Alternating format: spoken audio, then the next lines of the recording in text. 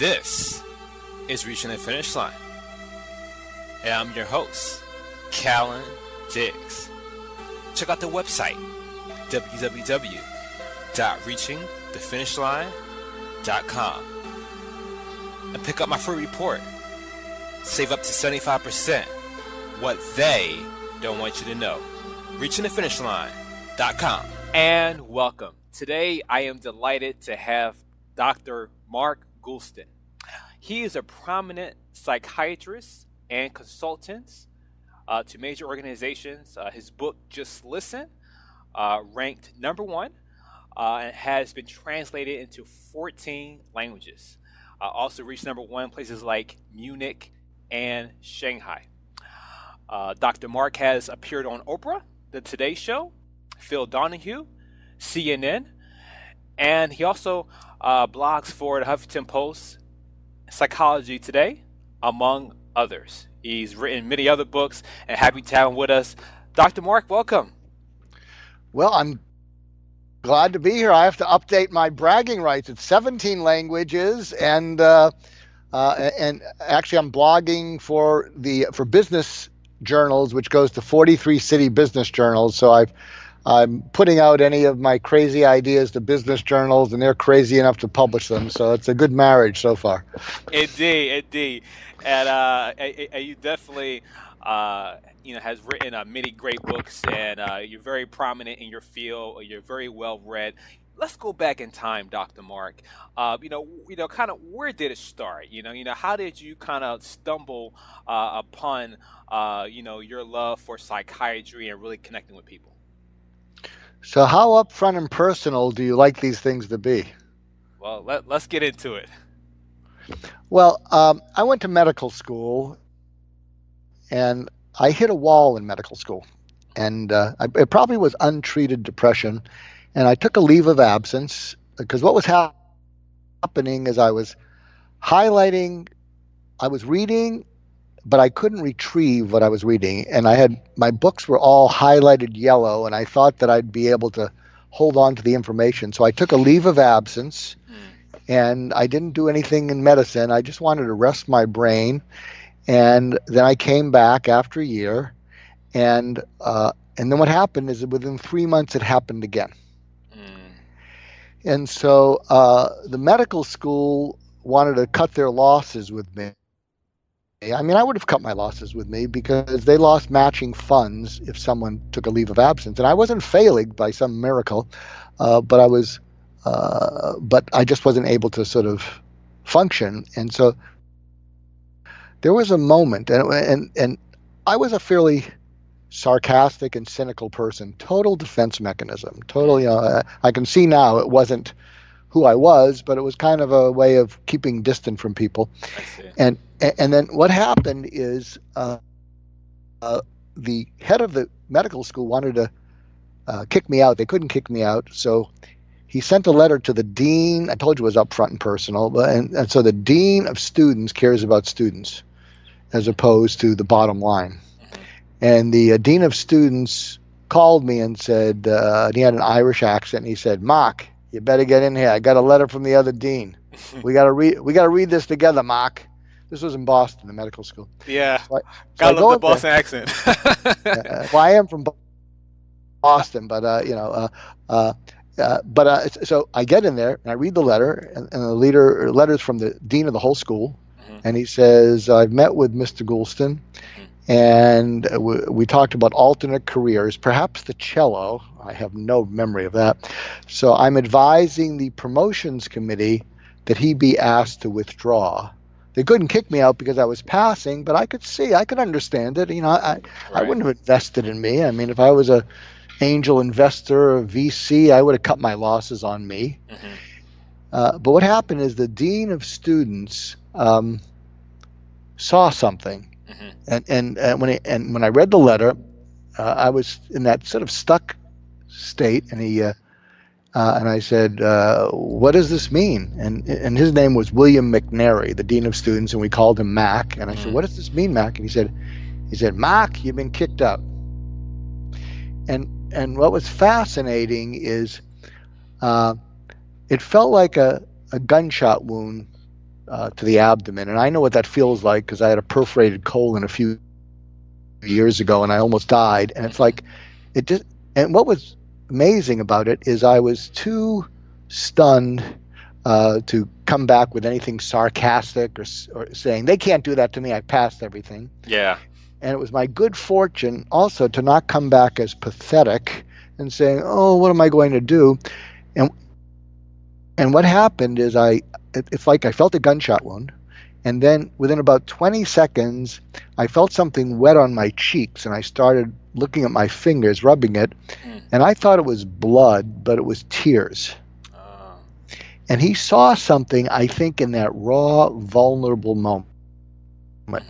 And I came from a background that was good parents, but a bit on the critical side, that your only worth in life is what you produce, what you do. And so I'd reached a point where I didn't think I was capable of producing anything.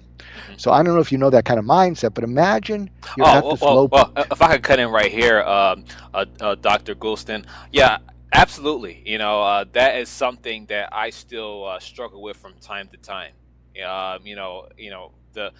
For the book, the show, all the publications, like yourself. I'm kind of I'm not as probably well read as you are, but definitely I do kind of have my own niche, and I have been doing quite well in. But I do suffer that kind of same thing from time to time, as far as you are what you produce, and if you don't achieve this status, or if you're not constantly working towards this or that I guess.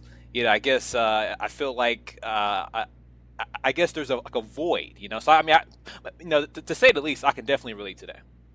Good. So I'm going to finish this story, and I'm going to segue to something that I didn't even think I was going to talk about, but you're going to like it, and your listeners, the ones who haven't tuned me out because this is too woo-woo for them, will want to stay tuned for what I talk about after I finish this.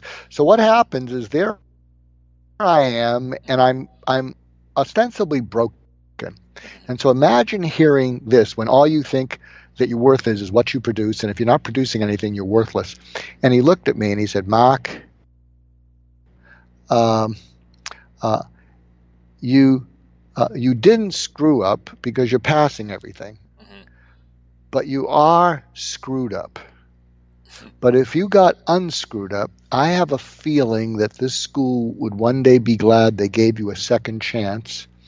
And so what happens is that bleeding I felt was on my cheeks. I just cry from his kindness. I can almost feel it now. And then he says, "And Mark, even if you don't get unscrewed up, even if you don't become a doctor, even if you don't do another thing the rest of your life," which is what I thought I was capable of, he says, "I'd be proud to know you." And he said, "Because you have a streak of goodness in you that the world needs more than you can imagine. And it's not based on what you do, it's based on who you are. And you won't know how valuable that is until you're 35, but you have to make it till you're 35." And then I couldn't even look at him because this was just too kind. And then he said, "Look at me. Look at me." And he pointed his finger at me and he said, "You deserve to be on this planet, and you're going to let me help you." Start with a free audiobook. Go to reachingthefinishline.com and scroll to the bottom of the page to click on the Audible banner to get your free audiobook. You may not have a lot of free time, but you can definitely listen to a book on a plane, on the bus, or even while you're driving. Go to reachingthefinishline.com and scroll to the bottom of the page to click on the Audible banner to get your free audiobook. Start reaching the finish line with your free audiobook. And so he set up an appeal, and he was just an anatomy instructor, and he had to set up an appeal to the promotions committee to override the most powerful person at the medical school, telling them, and these were the heads of hospitals, that they should kick me out. And so a switch happened inside me. Something happened inside me, and so I didn't realize it, but I think ever since then I've led my whole life paying it forward, and I have no choice. And what I really do now is I mentor probably 25, 30 young people, number of millennials, to pay it forward. And what I've discovered, I'm a baby boomer, so if any baby boomers are listening to this, I doubt it. But if you want to be relevant, be generous with your insight, not old war stories, but with your insights about business. If you have money, with your money, and with your contacts. I make 3 introductions a day. Wow. And what's happened is I'm highly relevant to millennials because of that. And I try not to bore them with old war stories. I mean, I'll share something that I didn't mean to share that I shared with you, but you asked me. But no, I'm glad you did. Well, I'm glad to. But here's the thing I didn't think I was going to bring up, and then we can get into. And so what happened is, by the way, that dean listened into me. He listened into me for what was going on that I couldn't even put into words. And so that's what I've done. So my book, Just Listen, is how do you listen into people, and how do you, by doing that, get them to open up. And and I think that's what I think that's what a lot of people struggle with nowadays. Dr. Goulston, is many people have a hard time listening. They may think that they're listening, but they're actually not. A lot of times people, they get caught up in, they're partially listening, but they're trying to set themselves up for what they want to tell the next person, as opposed to really projecting getting their point across to the person so the person could give more attention to their points, as opposed to really being more conscious to what the other person is trying to express to them. Absolutely. In fact, I'm going to give you a pearl, which I hope you see as a pearl. So I do executive coaching, growth companies, CEOs, entrepreneurs, mentor a lot of people. And I'm coaching a high producer at a financial company. And he's in his early 60s, and there is a generation gap between millennials and people who are older. And he told me something, and he said, I've been trying to figure out, I'm speaking as him, he said, I'm trying to figure out my issue with millennials. And he said, I figured it out. Millennials listen, but they don't hear. and he said, I recognize it because I've been doing it for 30 years, and I get away with it because I get great results. But it's old, it's rude, it's impatient. And he says, but I've seen it so clearly, and they'll listen, but they don't hear what's not being said. They don't hear what's underneath what the person's saying, and then they jump in with a premature answer before they've actually heard the entire problem that really needs to be solved. And he said, having seen it in millennials and recognized it himself, he has switched, and he's very successful.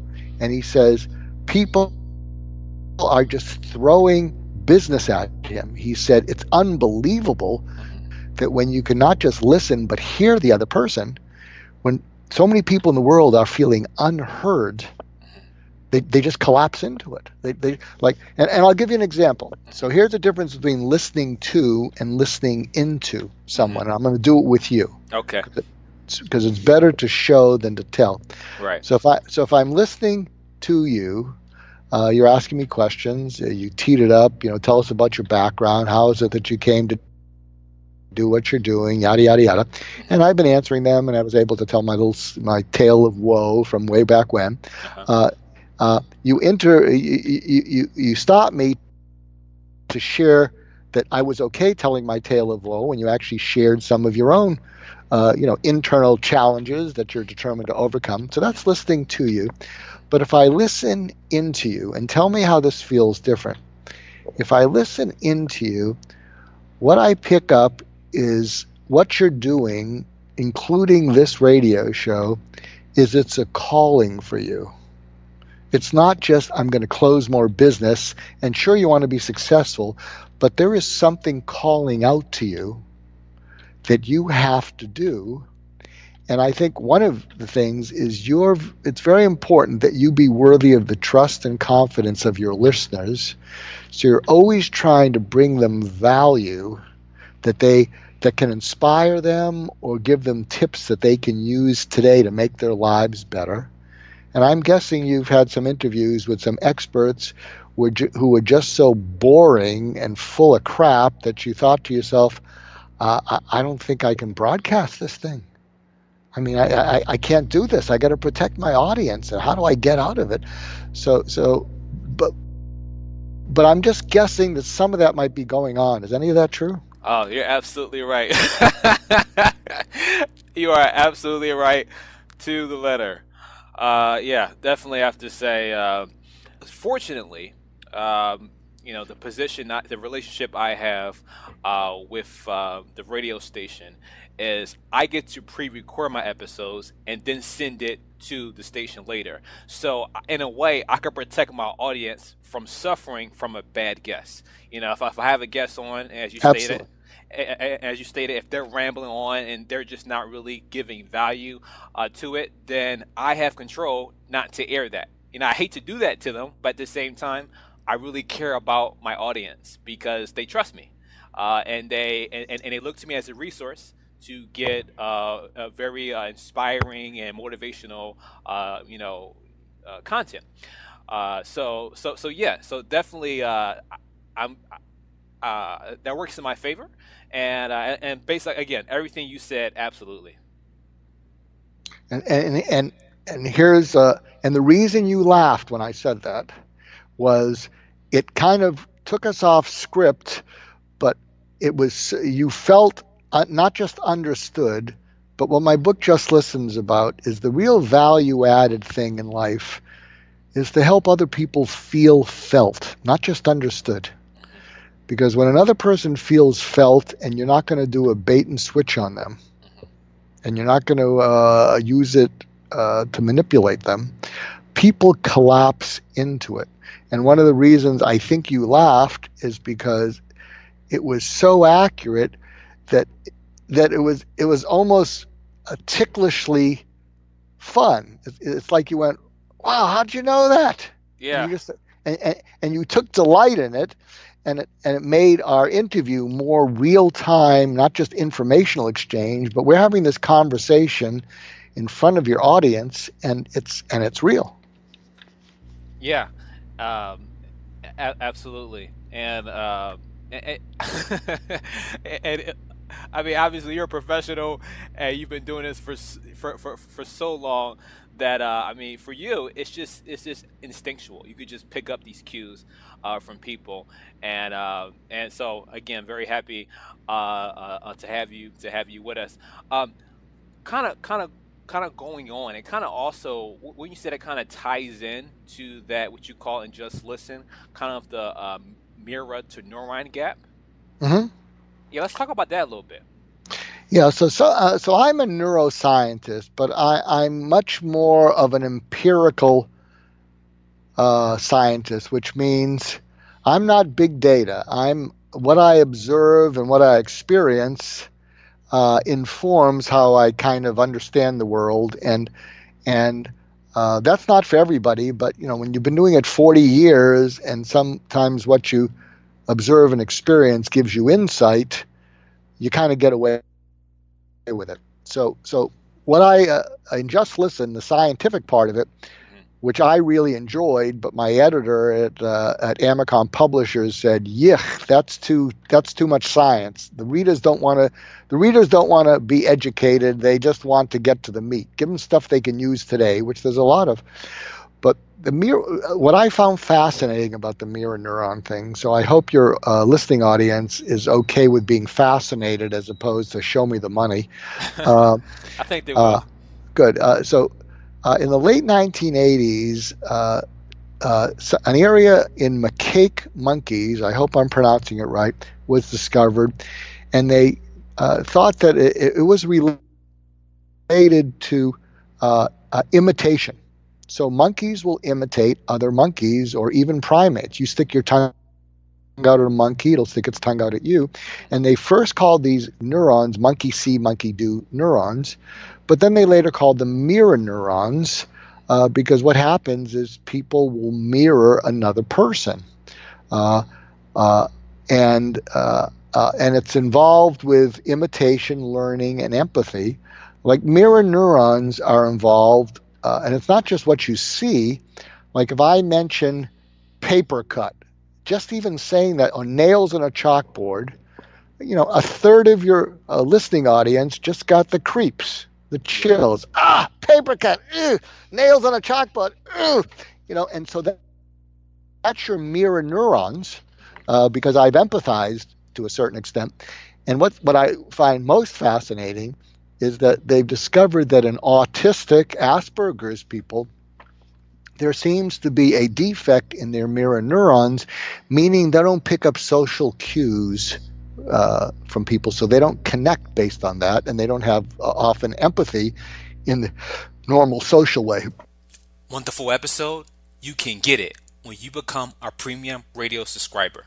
Go to reachingthefinishline.com/buy to get your subscription today. What do you get?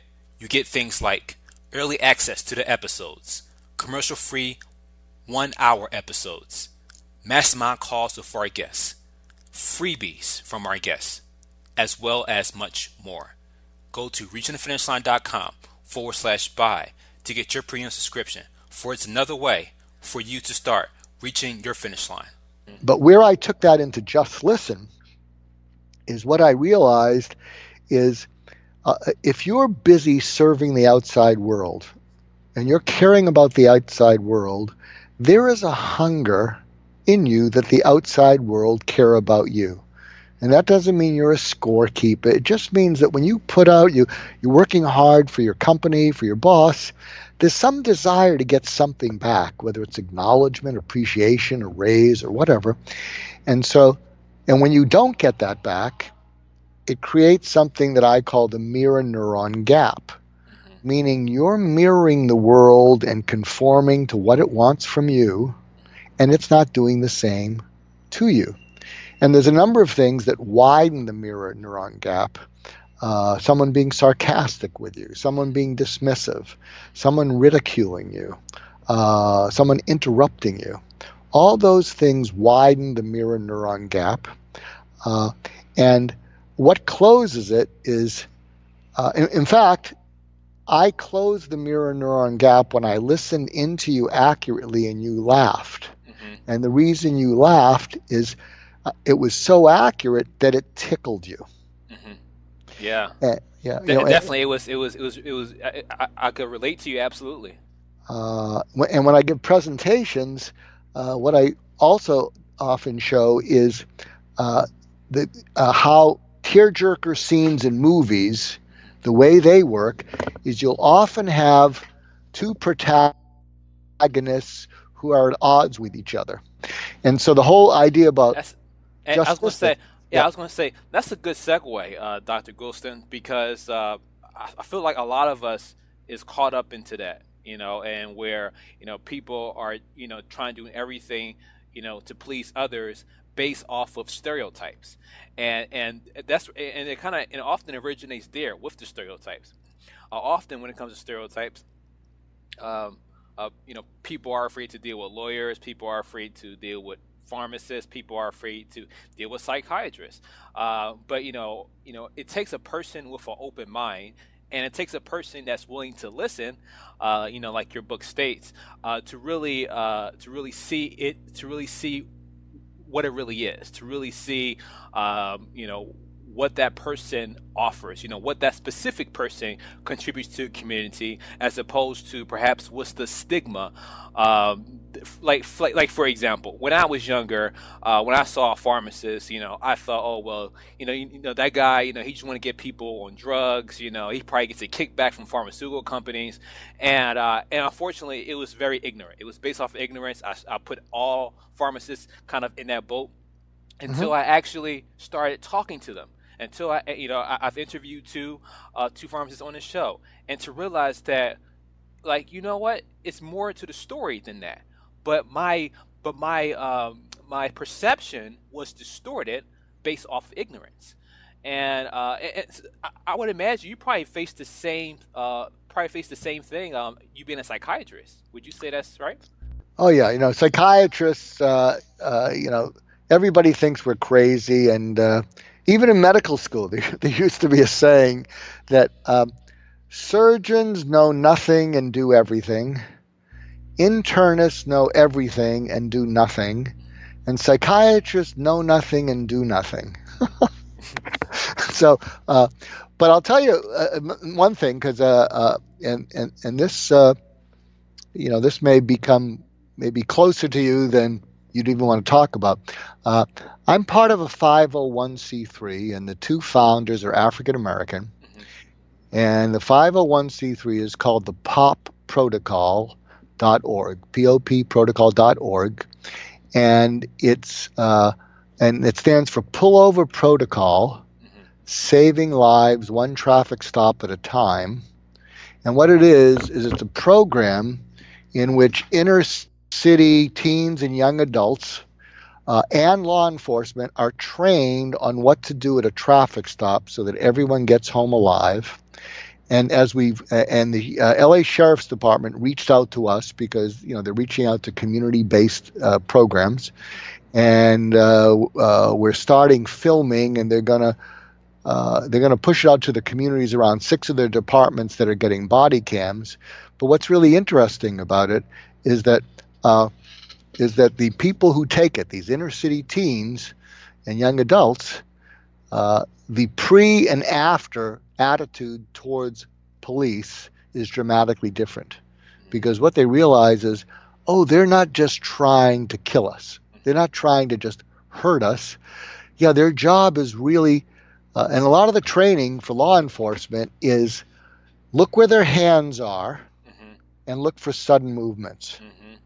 And so so not only does it help there be empathy, but the 4 steps to the protocol, which they like because it helps lessen violence. What it does is it gives a cop in the middle of the night pulling you over, and your car is dark. It's a way of giving that cop control so that he or she doesn't get agitated. So the POP protocol follows this thing, and it's totally empathic to the cop, because the more control he or she feels, the less trigger happy they are. And the 4 steps are safe.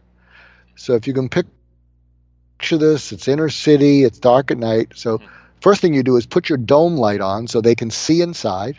Yes. And then the 4 steps follow safe. And S stands for show your hands, palms up on the steering wheel or out the window so they can see the whites of your hands. A is ask. You can ask why they're pulling you over, but ask for permission. So you might say, I have my registration in the glove compartment, but I also have a registered handgun. So ask for permission. F is follow instructions. And E is exchange respect. Sir, officer, sir, officer. And when you do that, and then what we hope is that when people take the trainings, you'll get a sticker that you put on your car that shows you're POP certified, so that if a law enforcement officer pulls you over, they can at least take a sigh of relief. Oh, they've been trained on how to interact with us.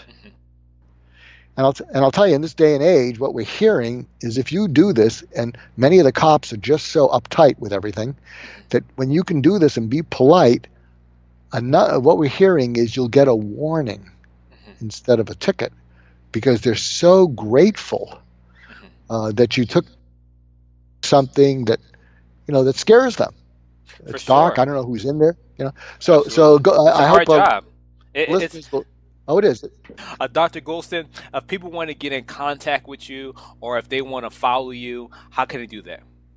So at Mark Goulston, MarkGoulston. So I have 303,000 followers, so I guess that's okay. LinkedIn, you can find me on LinkedIn. I have